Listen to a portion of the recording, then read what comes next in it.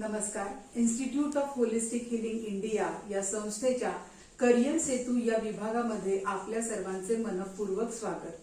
आज आपण एका अतिशय महत्त्वाच्या अशा विषयावरती माहिती जाणून घेणार आहोत, शाखेविषयी जाणून घेणार आहोत.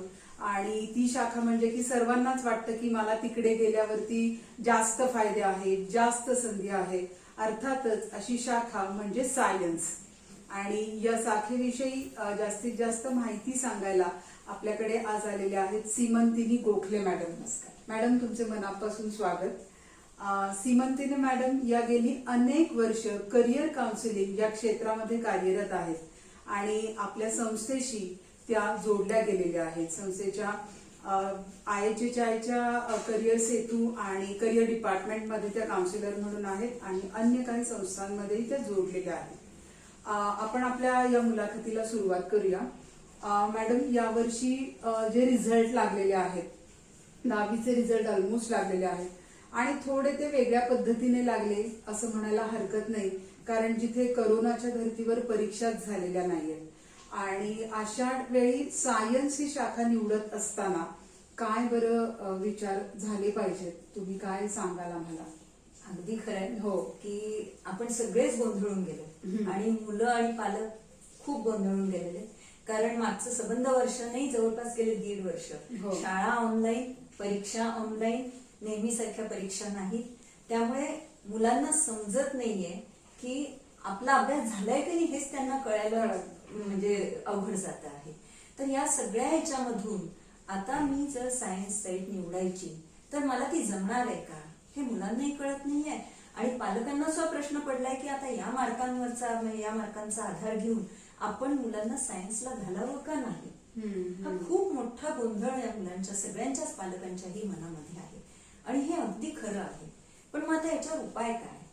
तर मला एक उपाय मी सुचवू शकेन सगळ्यांनाच की 8वीच्या तर परीक्षा झालेल्या होत्या, थोडंफार 9वीचं सुद्धा झालेलं होतं. तर 8वी, 9वी, 10वी किंवा वेळेने अगदी 7वी पासून सुद्धा 7वी, 8वी, 9वी, 10वी या इयत्तांचे सायन्स आणि मॅथमॅटिक्स या दोन्हीचे मार्क घेऊन त्याचं ऍव्हरेज काढावं. अच्छा.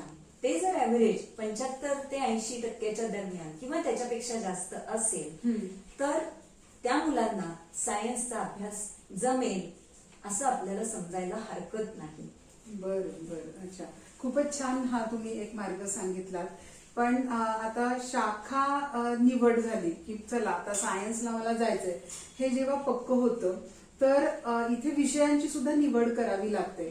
तर काय काय बरं विषय निवडावे लागतात या मुलांना? हो, फक्त सायन्स आता मी निवडलं आणि आता मी फॉर्म भरला असं सांगत नाही. पण बऱ्याच वेळेला मुलं तसंच बर की मित्र मैत्रिणी आतापर्यंत ग्रुप झालेले असतात, मग ऑनलाईन फॉर्म भरायचा असतो, एका कोणाकडे तरी जमतात आणि सगळे मिळून फॉर्म भरून टाकतात.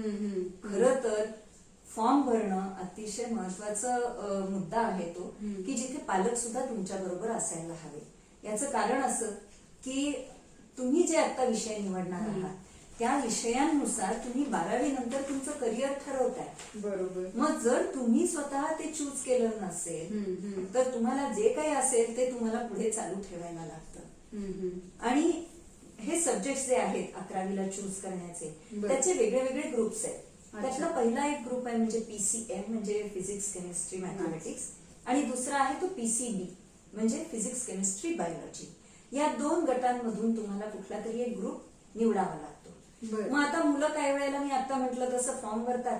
समजा आता एखादी मुलगी आहे, तिला खरं तर पुढे डॉक्टर व्हायचंय, लहानपणापासून स्वप्न बघितलेलं आहे की मला डॉक्टर व्हायचंय. फॉर्म भरून टाकते मैत्रिणी बरोबर, PCM घेऊन टाकते, चला पटापटा टिक मार्क केलं, PCM घेतलं. एक्झॅक्टली. 12वी नंतर लक्षात येतं की आता मी नीटच्या परीक्षेलाच बसू शकत नाही, कारण बायोलॉजीचा तिने अभ्यासला नसेल तर मेडिकलला एंट्रन्स एक्झामलाच ते बसू देणार नाही. त्यामुळे हे होऊ नये म्हणून आत्ताच त्यांनी विचार करावा की 12वी नंतर मला ज्या क्षेत्रात जायचंय, करिअर करायचं आहे, त्यानुसार मी कोणत्या सब्जेक्ट निवडायला पाहिजे. PCM ग्रुप निवडायचा का PCB ग्रुप निवडायचा? तुम्ही म्हणताय आता तसं की आधी ठरलेलं असलं पाहिजे, पण अगदी असे विद्यार्थी असतातही की ज्यांचं अगदी ठरलेलं असतं की मला काय करायचं आहे, त्यांना जाणीवही असते की काय करायला लागेल. पण आपल्याकडे हाही ग्रुप असा आहे की ज्यांना माहीत नसतं की मला काय करायचंय. मग यांनी कसे विषय कसे बरं निवडायचे, या मुलांनी कसे निवडायचे? कारण अजून तेवढा सिरियसनेस आलेला नसतो हा, प्रत्येक जणांना. 10वी झाली, परीक्षा पास झालं, आता पुढे काय शाखा करायचं निवडली, हे विषय काहीतरी संपला. शाखा निवडली झालं. आणि त्यामुळे कळत नाही की कुठला ग्रुप निवडायचा, पीसीएम का पीसीबी, कारण पुढे मी काय करणार हे पण अजून माहिती नसतं. बरोबर आहे. कोणी एक सांगतं वेगळं, आई वेगळी म्हणते, बाबा वेगळं म्हणतात, अजून कोणी वेगळं म्हणत असतं. एक्झॅक्टली. काहीच कळत नाही, सगळा गोंधळ असतो. आणि खरंच आहे तसं की काही मुलांना मॅच्युरिटी थोडीशी उशिरा येते. तर मी असं म्हणेन की त्यांनी पीसीएमबी हा ग्रुप घ्यावा. हा पण एक ऑप्शन आहे त्याच्यामध्ये की फिजिक्स, केमिस्ट्री, मॅथमॅटिक्स आणि बायोलॉजी दोन्ही विषय ठेवायचे. मग त्यामध्ये होतं काय की 11वी 12वी हे 4 विषय अभ्यास करायचे. 11वी 12वी मध्ये या 2 वर्षात त्यांचं वय वाढतं, समज वाढते आणि विषय हळूहळू कळायला सुरुवात होते. आपल्याला नक्की कोणते विषय आवडतायत, आपल्याला कोणते विषय जमतायत, आपल्या क्षमता कोणत्या आहेत, किती आहेत हे समजायला सुरुवात होते. ज्याला आपण म्हणतो की थोडीशी मॅच्युरिटी आली, थोडस आलं जरा हळूहळू, काहीतरी सिन्सिरिटी थोडीशी येते. आणि मग त्याच्यानंतर 12वी नंतर मग मात्र ही मुलं ऑप्शन चूज करू शकतात आणि त्यांना दोन्ही ऑप्शन्स ओपन असतात. मॅथमॅटिक्सच्या बाजूचे पण आणि बायोलॉजीच्या बाजूचे पण. बरोबर आहे. त्यामुळे खरं तर त्यांना पुष्कळ स्कोप असतो. फक्त एवढंच की 11वी 12वी मध्ये या 4 विषयांचा अभ्यास करावा लागतो. आणि पुन्हा तेच की जे आजूबाजूला बोललं जातं ते ऐकलं जातं की फार होतात 4 विषय अभ्यासाला. खरं तर तसं नसतं. तुम्हाला बायोलॉजी नाही घेतलात तर अजून दुसरे 2 विषय अभ्यास करायचेच असतात. मॅथमॅटिक्स नाही घेतलं तरी सुद्धा 2 विषय अभ्यास करायचेच असतात. मग त्यापेक्षा तुमचं जर ठरलेलं नसेल आता तर तुम्ही ठेवा ना, मॅथमॅटिक्स ठेवा, बायोलॉजी ठेवा.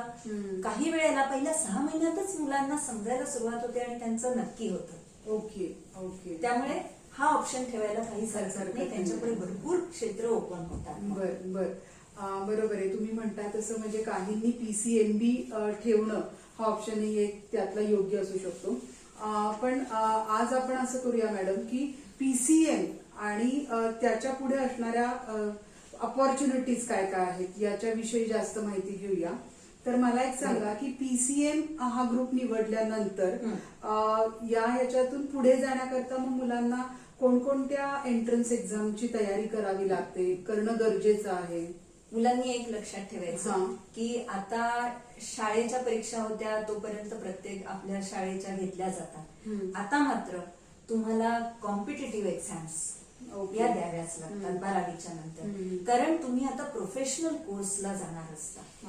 त्यामुळे या ज्या एंट्रन्स एक्झाम आहेत की जसं सीईटी कॉमन एंट्रन्स टेस्ट आहे, जेईई जॉईंट एंट्रन्स एक्झाम आहे आणि त्याच्यानंतर VITEE, AIEEA म्हणजे ऑल इंडिया लेवलची ही एक्झाम आहे, बिटसॅट आहे.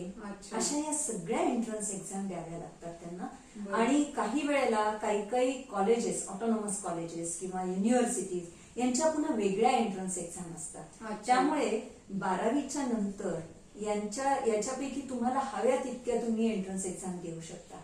त्यामुळे त्याची माहिती तुम्ही आधीच काढून ठेवायला पाहिजे. बरोबर. म्हणजे 11वी आणि 12वी या दोन्ही वर्षांमध्ये त्यांनी ही माहिती काढून ठेवावी. कारण काही वेळेला असं होतं की तुम्हाला जर माहिती नसेल आणि त्याची डेट समजा उलटून गेली तर तुमचा चान्स जातो. बरोबर आहे. म्हणून याची माहिती आधीच काढून ठेवा या 2 वर्षात. पूर्वतयारी ही महत्वाची आहे, नक्की आवश्यक आहे. आता ह्या एंट्रन्स दिल्या आणि आता पुढे जायचं तर मग आपल्या पुढे कोणकोणत्या शाखा आहेत, काय बरं शिक्षण घेऊ शकतात मग? बरोबर. पीसीएम जर तुम्ही ग्रुप घेतला असेल तर तुमच्या समोर पुष्कळ क्षेत्र अवेलेबल आहे. त्याच्यापैकी आपण महत्वाची आज फक्त थोडीशी बघूया की ज्याच्यामध्ये चांगलं करिअर तुमचं होऊ शकतं. त्याच्यातलं महत्वाचं पहिलं मी सांगेन इंजिनिअरिंग, आर्किटेक्चर, त्याच्यानंतर computers, NDA, merchant navy, aviation आणि ऍग्रिकल्चर. याच्याशिवाय सुद्धा आणखी पुष्कळ ऑप्शन्स आहेत. ते तुम्ही आता गुगलवर, या मुलांना माहिती असतं, गुगलवर तुम्ही शोधू शकता पण ही महत्वाची आहेत की ज्याच्यामध्ये तुमचं उत्तम करिअर होऊ शकतं. ओके. ह्या प्रत्येक करिअर विषयी किंवा या प्रत्येक वाटांविषयी अगदी थोडक्यात माहिती सांगाल का मला? जरूर.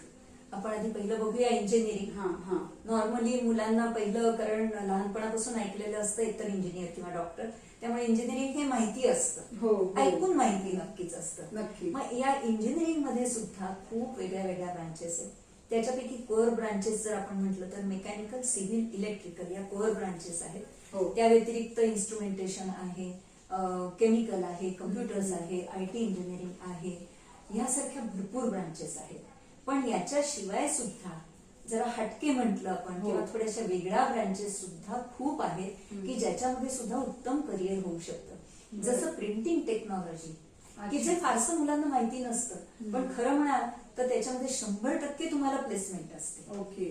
आणि पुष्कळ त्याच्यामध्ये सतत नवीन नवीन अपग्रेडेशन होत असतं. टेक्नॉलॉजी सारखी बदलत असते.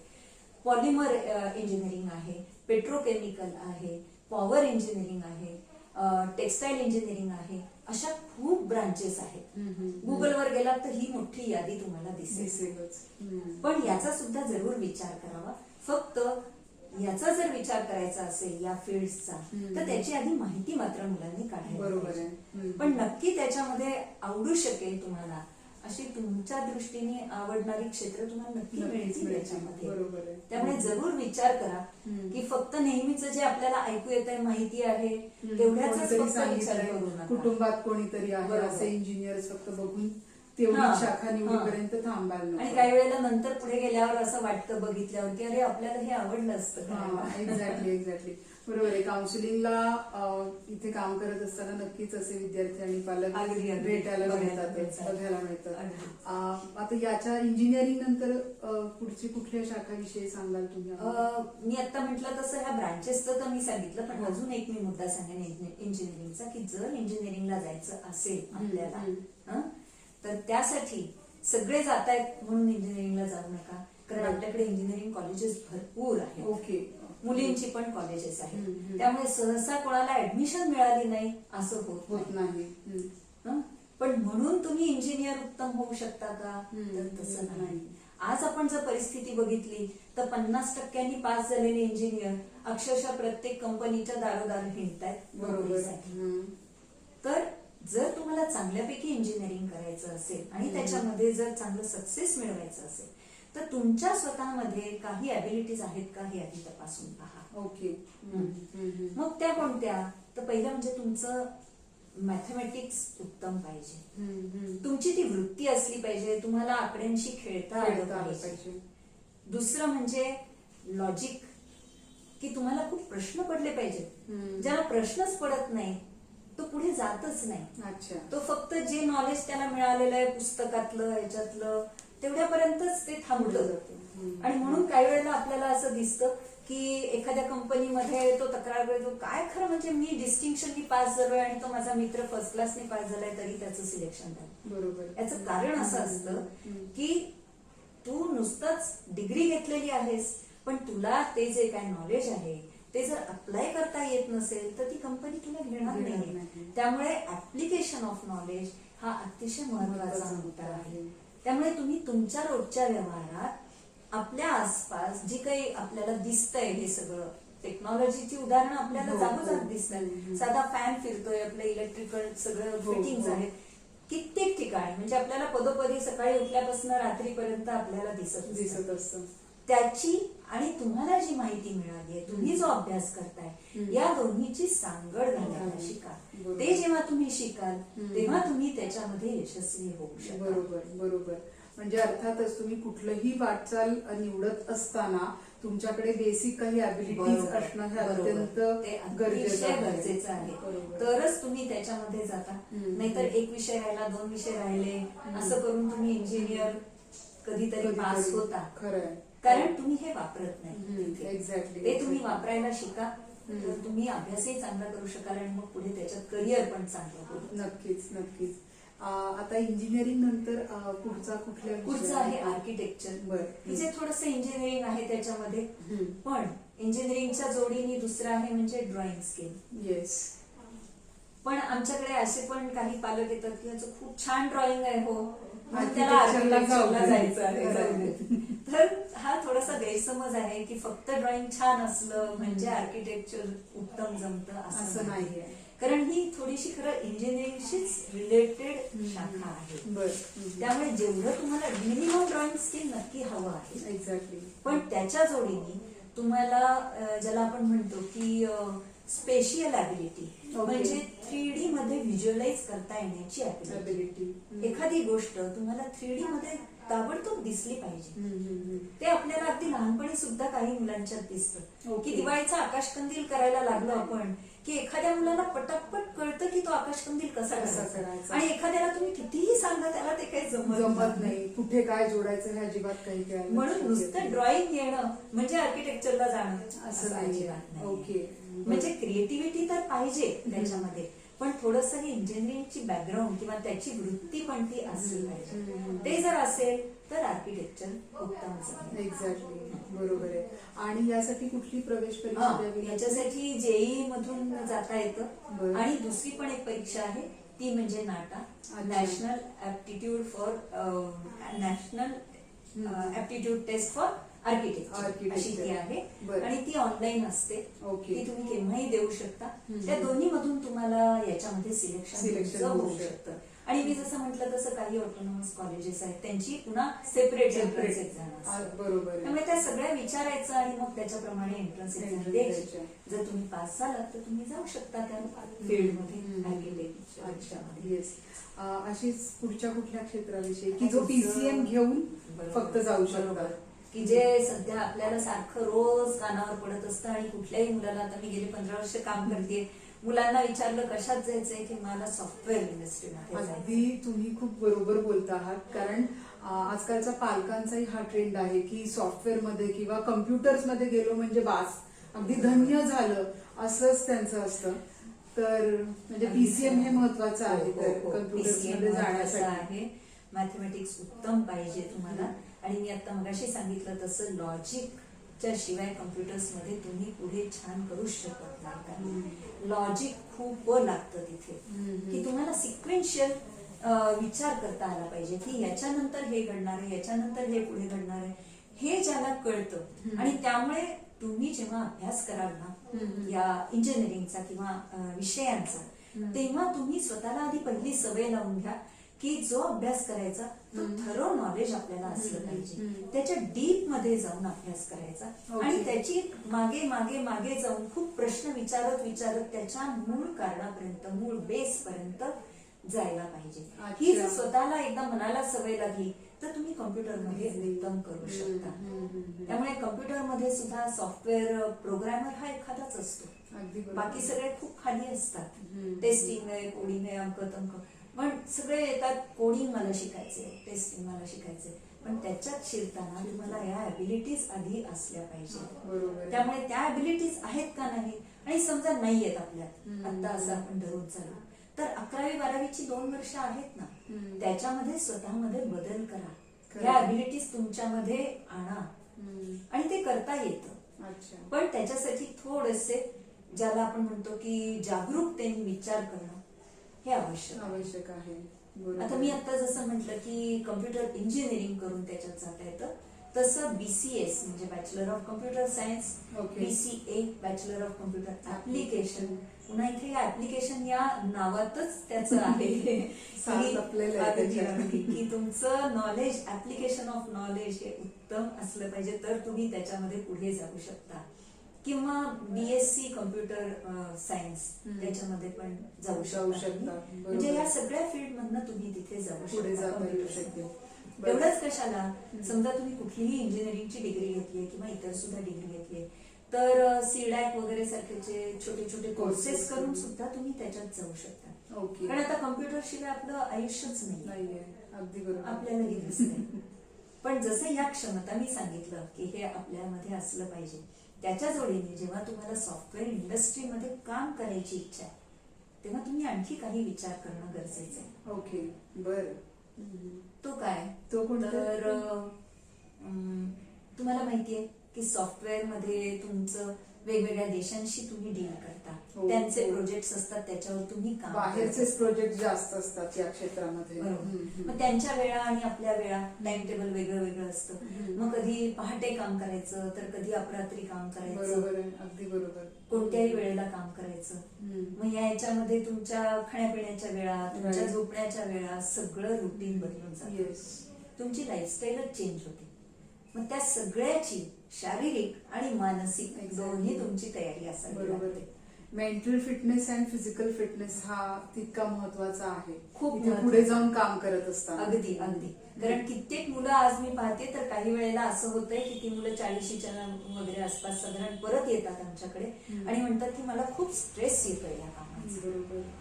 मला झेपत नाही किंवा मला बीपी सुरू झालंय, त्यामुळे मला आता पूर्ण चेंज करायचं आहे. तर या सगळ्याची आधी माहिती असली पाहिजे. आपल्याला हे करायचंय का, या फील्डमध्ये पडायचं आहे का, विचार करून जर तुम्ही केलं आणि तुम्हाला जर ते ऍडजस्ट होत असेल तर जरूर करावं. नक्कीच स्वतःला प्रश्न विचारले पाहिजेत. बरोबर आहे. बरोबर. आणखी म्हणजे जसं मी म्हटलं कामाच्या वेळा, तसंच इथे नेहमी तुम्हाला टार्गेट ठेवलं जातं तुमच्या पुढे. असं चालत नाही की आता मी काम करतोय आणि मग मला जेव्हा जमेल, माझं होईल तेव्हा मग तुम्हाला मी पुढे देईन ते प्रोजेक्ट. असं चालत नाही की आज मला या 4 दिवसात हे प्रोजेक्ट कम्प्लीट करून पाहिजेच पाहिजे. हो हो हो.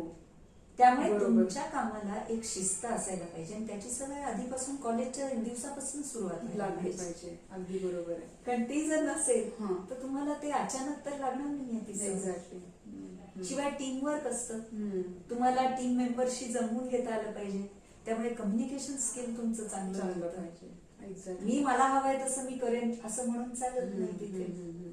बरोबर आहे. एक गोष्ट लक्षात येते ती म्हणजे की तुमच्या अकॅडमिक स्किल्स बरोबर इतर काही स्किल्स हे डेव्हलप होणं अतिशय गरजेचं आहे. अगदी खरं. आणखी याच्यात एक फार महत्वाची गोष्ट आहे की आज आपण बघतोय की आता सुद्धा या लॉकडाऊन पिरियड मध्ये आणि कोरोनाच्या ह्याच्यामध्ये कित्येक मुलींना, ज्यांना लहान मुलं आहेत, त्यांना जॉब सोडावे लागले. एक्झॅक्टली. आणि त्यांना सगळ्यात मोठा प्रश्न काय पडला होता की आता मी जॉब सोडलाय, मला 6 महिने मी बाजूला आहे त्याच्यापासून, मी जेव्हा परत जॉईन होईन तेव्हा मला जॉब मिळणार का.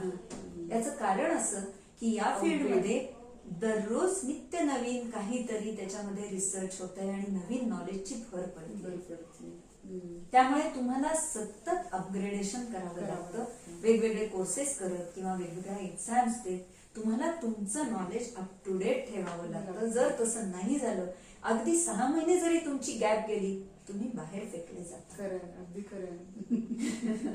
अगदी बरोबर आहे. मॅडम, आजकाल मुलांना आणि अर्थातच मुलींनाही डिफेन्स सर्व्हिसेस मध्ये जाण्याचं खूपच हे असतं की क्रेज असते म्हणा किंवा त्या सगळ्या गोष्टींचं अट्रॅक्शन वाटत असतं.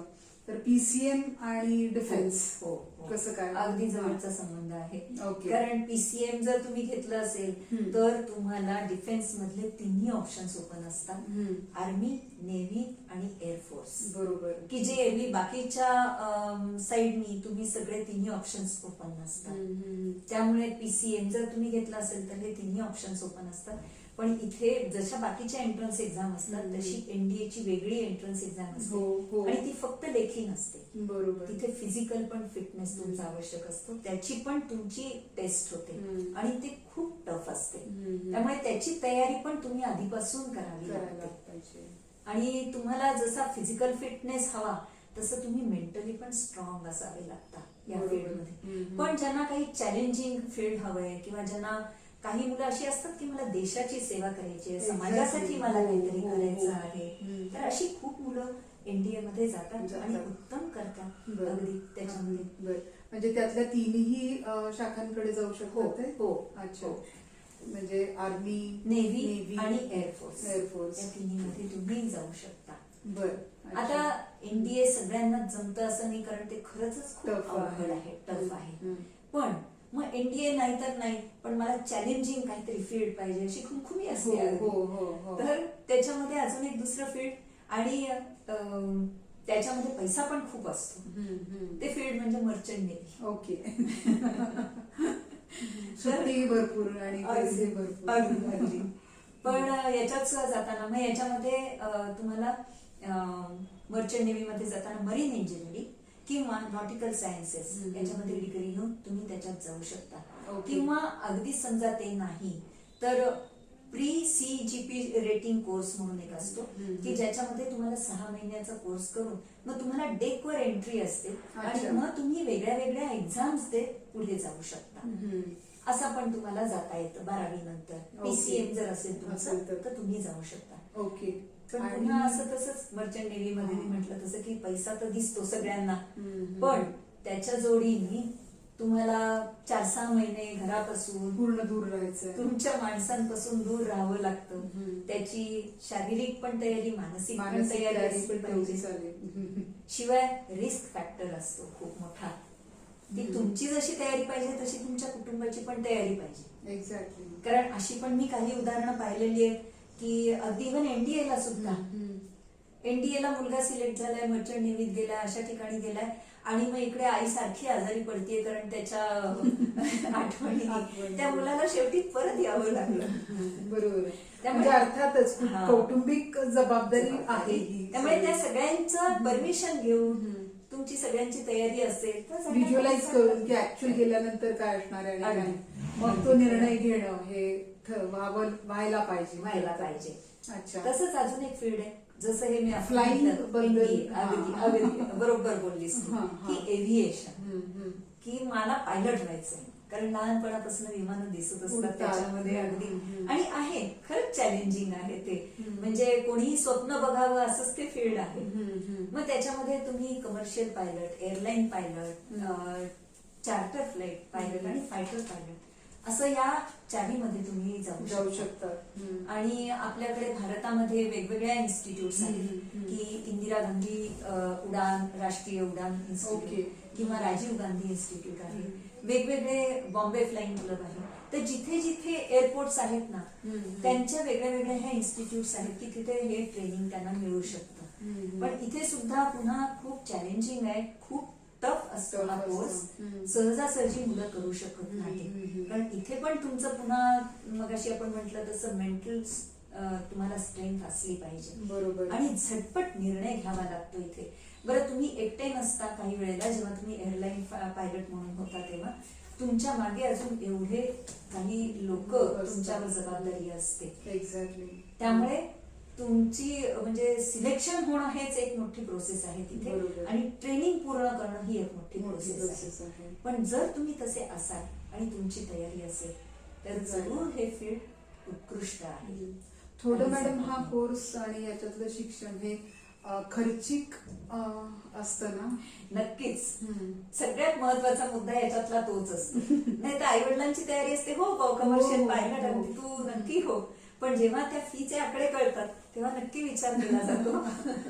कारण जवळजवळ 15 लाख ते 50 50 लाख लाख. अशी त्याची फीची रेंज असते. खरं आहे. आणि तेवढं करून पुरत नाही. पुढे पुन्हा तुम्हाला फ्लाईंग करावं लागतं आणि तेवढे ते आवर्स हो. भरणं गरजेचं आहे. आणि समजा तुम्ही अपेक्षित दुसऱ्या असते. देशात गेलात तर त्यांची पुन्हा वेगळी परीक्षा द्यावी लागते. प्रत्येक देशाची वेगळी परीक्षा तुम्हाला द्यावी लागते. खरं आहे. त्यामुळे हे तुम्ही विचार करा आधी, बघा, सगळ्याची माहिती काढा आणि मग तुम्ही त्या फील्ड मध्ये जा. आहेत असे म्हणजे सक्सेसफुल होणारी सुद्धा भरपूर मुलं आहेत. आज आपण तर बघतोय की ही रिक्वायरमेंट भरपूर आहे. एअरलाईन्स इतक्या आता निघालेल्या आहेत वेगळ्या वेगळ्या की त्याच्यात रिक्वायरमेंट नक्की आहे. आणि जर तुम्ही उत्कृष्ट त्याच्यात पायलट झालात तर तुम्हाला डिमांडही आहे तेवढी. तुम्ही जग फिरू शकता, हा एक मोठा फायदा आहे. अगदी बरोबर आहे.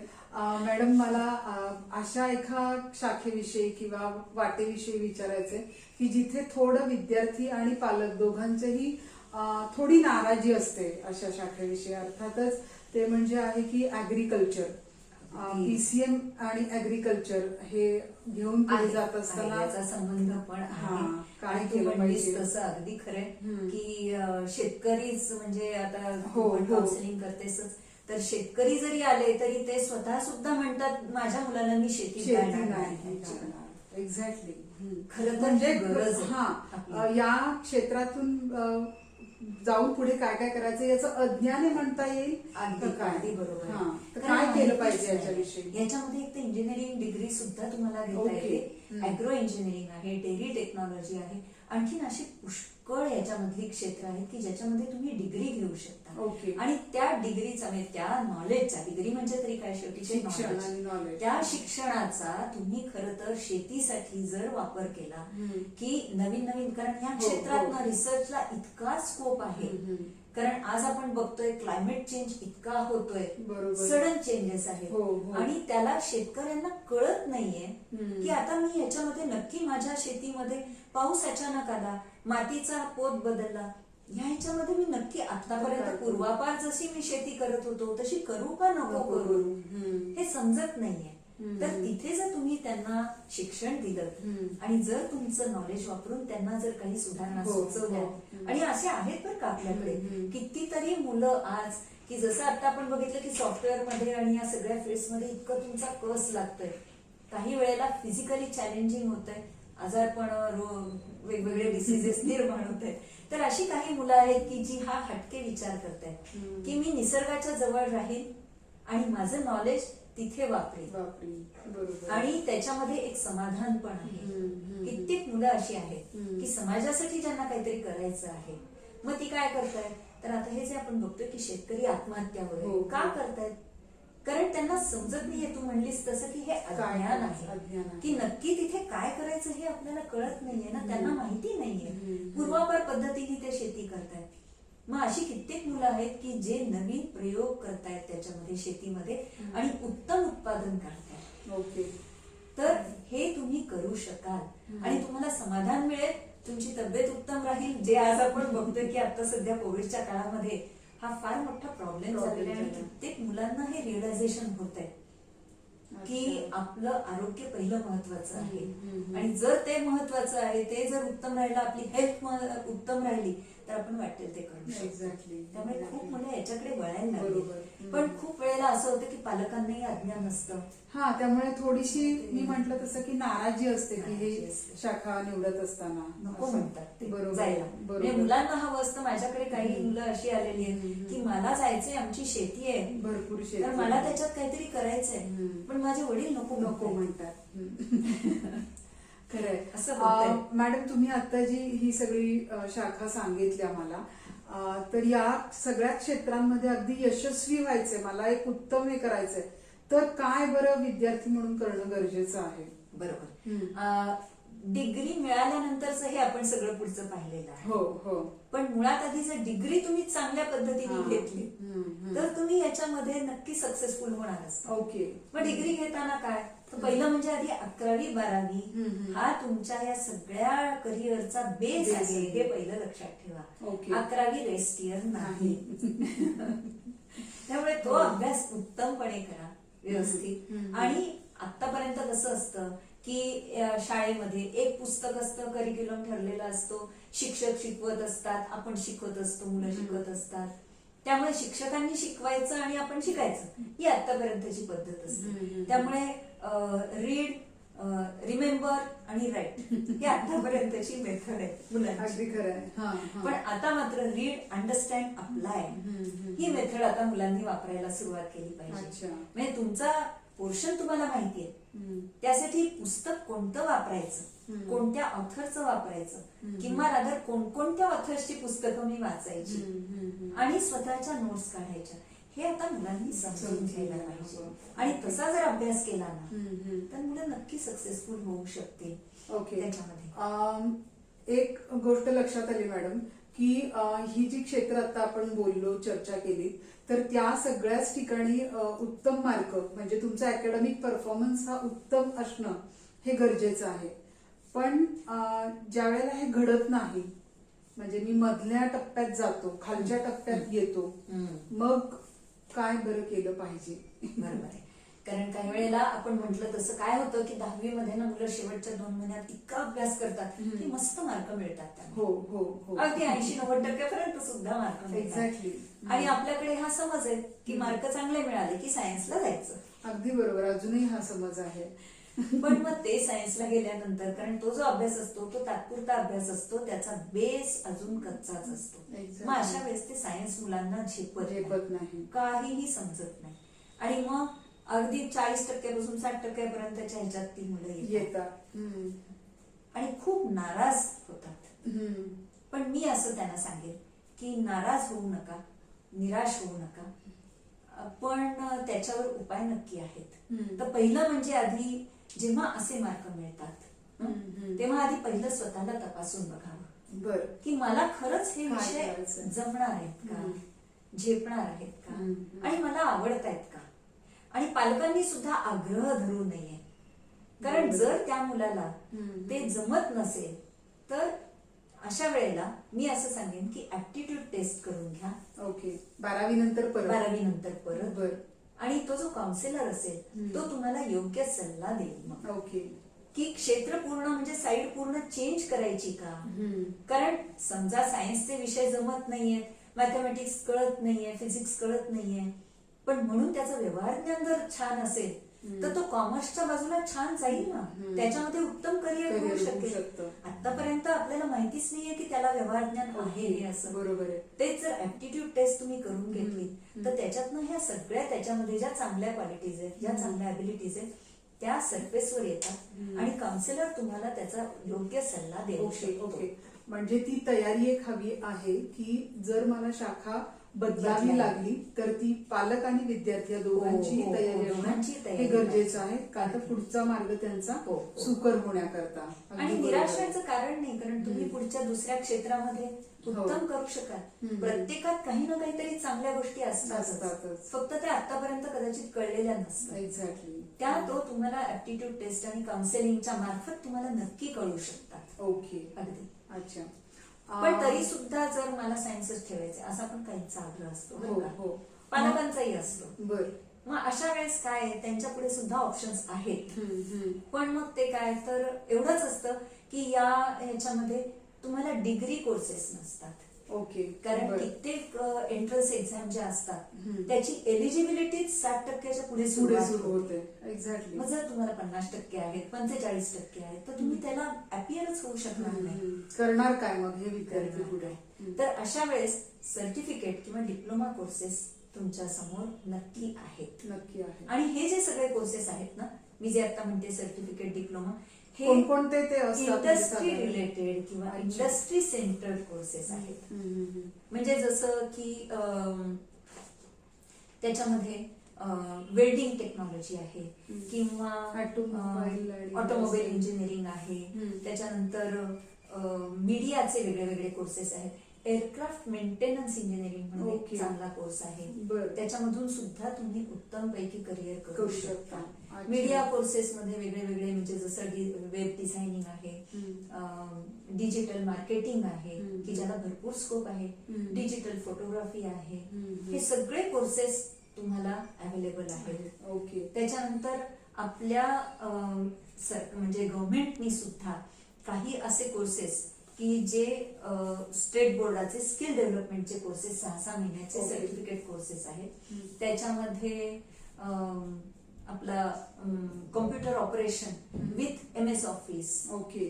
किंवा ICU इंजिनियर म्हणजे ओके. काय म्हणू आपण, मेंटेनन्स किंवा जे असतो तो पीसी PC मेंटेनन्स आहे. मोबाईल रिपेअरिंग सारखा हो, विषय हो, आहे हो. की जो लागतोच आपल्याला, आणि त्याच्यात भरपूर तुम्ही काही करू शकता. ओके. आणि हे सगळे जे कोर्सेस आहेत ना मी जे आता म्हणते ते स्किल डेव्हलपमेंटचे कोर्सेस आहेत किंवा Turner, Miller, fitter, grinder, welder, हे जे कोर्सेस आहेत हे छोटे छोटे छोटे छोटे कोर्सेस आहेत. याच्यामध्ये काय पण असतं? इंडस्ट्रीशी लागणारे असे हे इंडस्ट्रीशी कोर्सेस आहेत. related. पण हे त्यामुळे- जे विद्यार्थी आहेत मॅडम मग हे सर्टिफिकेट आणि डिप्लोमा होल्डर एवढंच राहतील का? नाही मग नाही. त्यांना पुढे काय परत? खरं म्हणशील तर हे जे कोर्सेस आहेत याच्यातनं कोणीही विद्यार्थी जॉबलेस राहत नाही. हो हो. कारण इंडस्ट्रीला या सगळ्यांची खूप गरज गरज असते. असते. एवढंच नाही तर ही मुलं पुढे जाऊन उत्तम बिझनेस सुद्धा करू करू शकतात, शकते. कारण त्यांना लायसन्स मिळतं आणि आपल्याला हे रोजच्या लागणाऱ्या या गोष्टी आहेत, सर्व्हिसिंग, रिपेअरिंग, हे त्यामुळे ते कधीच रिकामे बसत नाही. पण तू म्हणलीस तसं बरोबर आहे की फक्त सर्टिफिकेट सर्टिफिकेट आणि डिप्लोमा तेवढ्यावर नाही.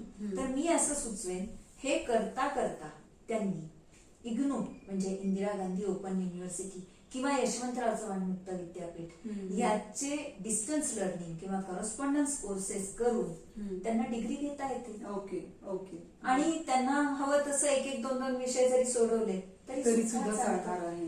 म्हणजे त्यांचं एकीकडे अर्निंग सुद्धा लवकर चालू होतं आणि एकीकडे ही डिग्री डिग्री. मग ही डिग्री कशासाठी घ्यायची हम्म. तर समजा एखाद्या कंपनीमध्ये त्यांना या कोर्सवर जॉब मिळाला तर पुढे जेव्हा जाऊन त्यांना प्रमोशनची वेळ येते तेव्हा त्यांच्या हातात डिग्री असावी लागते. जर डिग्री असेल आणि हा कोर्स करून त्याचं जर ट्रेनिंग झालेलं असेल तर त्यांना प्रमोशनच्या साठी ते उपयोगी ठरू शकते. इव्हन काही कंपन्या अशा आहेत म्हणजे L&T, महिंद्रा, टाटा मोटर्स वगैरे की ज्या कंपन्या स्वतः सुद्धा त्यांचं ट्रेनिंग देतात या मुलांना आणि त्याच्यातून पुढे ते छान जातात. अगदी म्हणजे मॅनेजरियल लेव्हलला ते पर्यंत मुलं जाऊ पोहोचू शकतात. एक्झॅक्टली.